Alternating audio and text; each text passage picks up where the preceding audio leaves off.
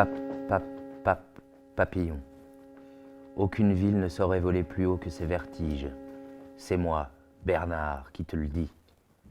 Pape, pape, pape, papillon.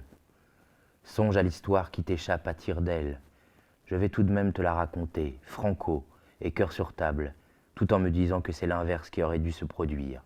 C'est toi, le papillon qui vole plus haut que les arbres, toi, le papillon qui peut voir la montagne cachée derrière une autre montagne, et derrière la montagne cachée encore d'autres montagnes. Papa Loco, tu as failli à ta mission d'esprit des lieux, l'esprit et les yeux qui voient l'ennemi arriver de l'autre côté de la montagne pour prévenir le peuple qu'un malheur s'apprête à frapper la ville dans ses frontons.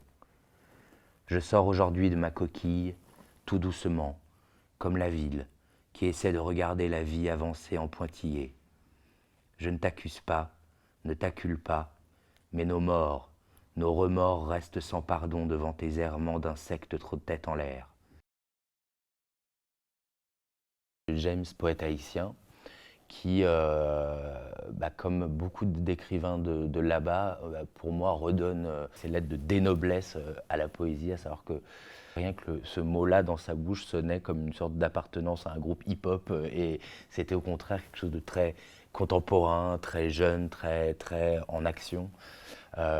Et Belle Merveille, c'est son premier roman qui est une sorte de poème, de cantique très contemporain dans l'écriture, très concis, très rythmique, qui a été écrit à la suite du tremblement de terre qui a frappé Haïti, qui a fait 300 000 morts quand même.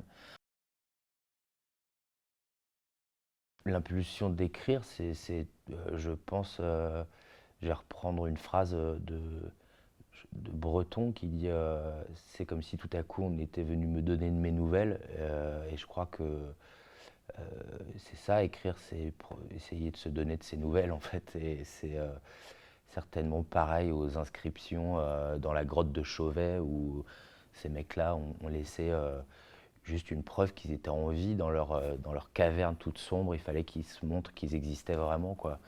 Et je pense que l'écriture, la musique, c'est une manière de se faire vibrer jusqu'à nous prouver qu'on existe vraiment, quoi. C'est vrai que ce qui se passe dans le monde, de merveilleux ou de terrible, ma seule manière de pouvoir réagir à ça, c'est d'en extirper un peu je sais pas, de poésie, de musique, voilà.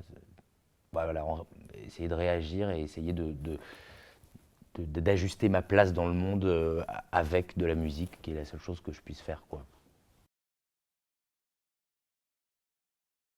J'essaye vraiment aujourd'hui de fuir le diktat de la forme, en fait.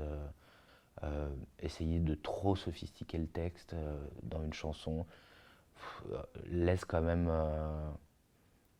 me laisse moi-même en fait assez étranger à la chanson au bout d'un moment, parce que il y a toujours cette tentation un peu gainsbourgienne dans la forme qui veut le truc chic et concis et machin. Plus ça va, plus je commence à me reconnaître dans ce que j'écris. Je pense qu'avant j'avais un besoin un peu savant fou de mélanger tous mes alambics jusqu'à ce que ça pète, et que peut-être je commence à trouver maintenant des dosages qui me plaisent plus, en tout cas qui laissent un petit peu plus de place à l'imagination peut-être, au silence aussi, voilà. Enfin, en tout cas j'essaye d'aller vers ça, j'essaye d'aller vers beaucoup plus de, je sais pas si sobriété c'est le mot, mais plus d'air en tout cas.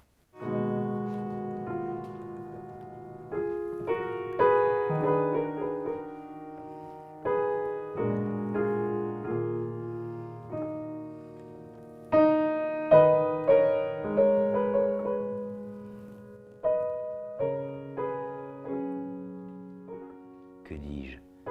Tu aurais dû venir d'un battement d'ailes pour tout nous raconter. J'aurais pris ma chaise basse pour t'écouter parler. Le pire a pris le meilleur en nous.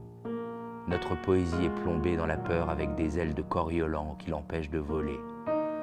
Maintenant, il ne nous reste que la lourdeur et chape de plomb. Le papa des malheurs s'est abattu sur nous et a transformé la ville en capitale de la douleur.